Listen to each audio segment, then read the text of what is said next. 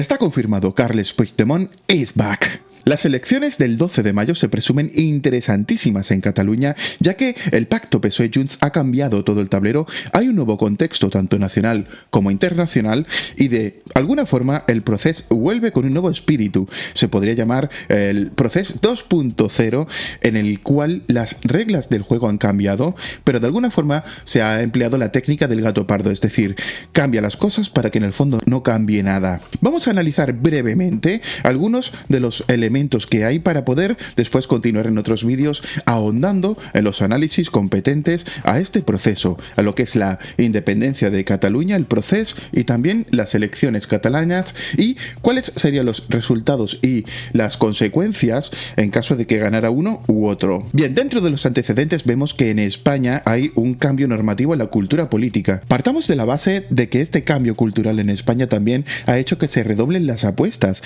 Ya no estamos en 2017, pero el panorama político puede ser incluso más radical. Los cambios de posición del Partido Socialista a nivel nacional han hecho que se insufle una nueva energía, un nuevo aliento en lo que es el espíritu del proceso y de alguna forma se genere más confusión sobre cuáles son los postulados reales en elecciones autonómicas y generales de un partido socialista que de alguna forma se está alejando de lo que sería su espíritu más ortodoxo. La falta de seguridad política que hay y sobre todo la aplicación de lo que es la realpolitik, una política absolutamente pragmática, y aquí lo vemos a dos niveles: a nivel nacional para conseguir los votos para poder ser presidente, para poder estar en el gobierno, para poder establecer las políticas propias del partido, y por otro lado también a nivel autonómico vemos también este nacionalismo pragmático que de alguna forma también está en Junts, en Esquerra Republicana y en tantos otros, y que no basa tanto su discurso en la moral, en la historia y en lo que les debe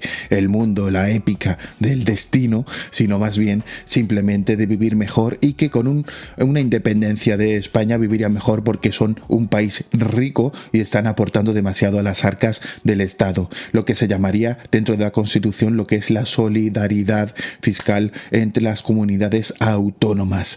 Esto se ve ahora muy claro, ya que ahora el siguiente paso es la independencia fiscal. Lo que está intentando conseguir el nacionalismo catalán es precisamente desligarse fiscalmente de España, y esto es un paso gigantesco. Además, es un paso inconstitucional, ya que viola la Constitución en ese precepto, incluso en el artículo 2.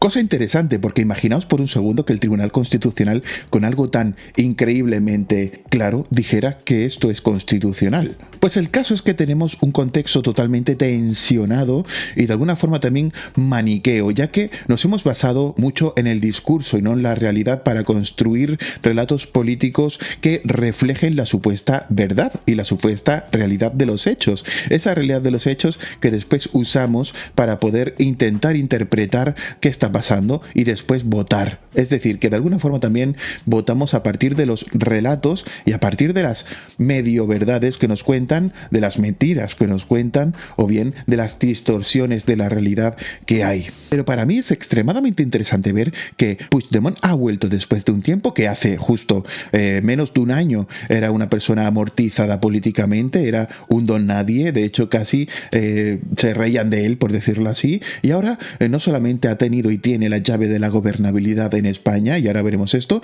sino que tiene un efecto mesiánico dentro de lo que es el nacionalismo y está de moda, y la moda es algo muy importante en política, ya que cuando hay una nueva corriente que está de moda suele pues haber una inercia en las elecciones. En las elecciones de 2017 de diciembre, Torra consiguió ser al final ser presidente de la Generalitat gracias a Esquerra Republicana y la abstención de la CUP. Este cómputo es muy interesante. Esquerra Republicana, Junts y CUP, ya que son grandes enemigos, pero se necesitan para un proyecto común, el proyecto antiespañol y pro-catalanista independentista. En este sentido vemos que el PSC ha sido históricamente, pues digamos, un antagonista de todo esto. Ha sido antagonista de Junts, de Esquerra, de la CUP.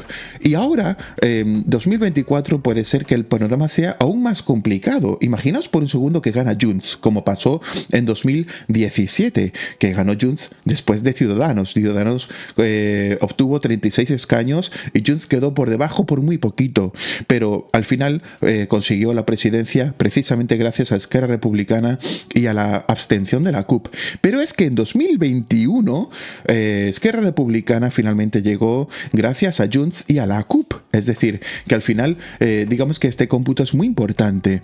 En este 2024, si Carles Puigdemont, es decir, si Junts consigue ser la lista más votada o la segunda lista más votada, es posible que Esquerra Republicana de Cataluña y la CUP al final decidan que sea el presidente de la Generalitat, y básicamente tiene autoridad moral para ello, ya que dentro de lo que es el independentismo y el relato independentista, él es el presidente fugado, exiliado de la República, lo que implicaría que de alguna forma Esquerra podría también jugar a ese relato para poder seguir alimentando los mitos de la independencia y de la fundación de la Cataluña libre e independiente de una España opresora, tal y como en el pacto Junts y PSOE se marca en sus antecedentes y en su exposición. Pero por otro lado también ayer Puigdemont, que salió a hablar durante una hora sobre lo que él llamaría una conferencia para finalmente postularse como candidato a presidente de la Generalitat en este 2024, también él enfatizó desde el siglo XV pues todos los atropellos que se supone que España acomete con una Cataluña que siempre ha sido oprimida por un Estado español opresor, ¿no? Más allá de eso, es interesante ver que en 2021 Esquerra Republicana de Cataluña pues consiguió alzarse pues con la presidencia gracias a Junts, a un pacto que hubo, y ahora en 2024 imaginaos por un segundo que Puigdemont es la lista más votada, puede ser perfectamente presidente, lo cual haría que se tensionara aún más la situación a nivel nacional, ya que de alguna forma sería hacer demostrar a Sánchez que su proyecto de normalización no era otra cosa que traer de nuevo el proceso para incentivar con apuestas redobladas ese proyecto para traer más tensión y más ruptura a lo que es el panorama político, tanto nacional como autonómico. Por otro lado, imaginaos que gana Esquerra Republicana de Cataluña. Esta lucha a muerte entre Esquerra Republicana y Junts puede ser muy interesante y puede hacer que nos aporte grandes momentos de palomitas, ya que podría incluso ser pues escenario de unas nuevas elecciones en caso de que no se pudiera constituir al final al candidato de Esquerra y que Esquerra se negara a hacer a Puigdemont presidente al no ser la lista independentista más votada. Eso es muy posible, porque ahora Junts se ve con la autoridad moral para ejercer la presidencia.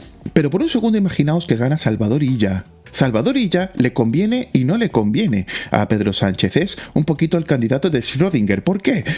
Por un lado, porque si Salvador Illa gana las elecciones y llega a la presidencia, cosa muy poco probable, y ahora veremos por qué, sería de alguna forma dar alas al sanchismo, a Pedro Sánchez. Pedro Sánchez podría decir, yo me he cargado a Puigdemont, podría decir algo así como, yo he hecho que pierda Puigdemont, yo he desinflado por completo el globo del proceso y he hecho que finalmente, después de tantos años, el constitucionalismo con Salvador Illa llegue a la presidencia de la Generalitat, lo cual podría hacer que Pedro Sánchez, justo después de todo esto, elecciones en España, nacionales, insuflando una nueva vida, demostrando que su ley de amnistía no era una cosa loca y que verdaderamente dio sus frutos. ¿Para qué? Para quitar a Puigdemont del panorama político y para traer el constitucionalismo a la presidencia. Ese relato es cierto en parte no. Tú no estás matando a Junts y a Esquerra.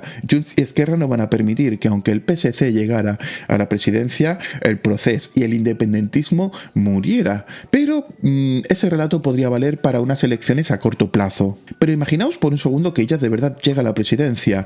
Junts haría caer al gobierno de Pedro Sánchez. Por eso Pedro Sánchez se vería en la obligación de finalmente hacer elecciones y no poder prorrogar más su gobierno con tantos estertores de dolor. Así que tenemos a tres grandes candidatos, tres grandes escenarios y tres futuros para Cataluña y España que son muy diferentes. Lo cual hace de todo esto apasionante desde un punto de vista analítico. ¿Qué es lo que pasará?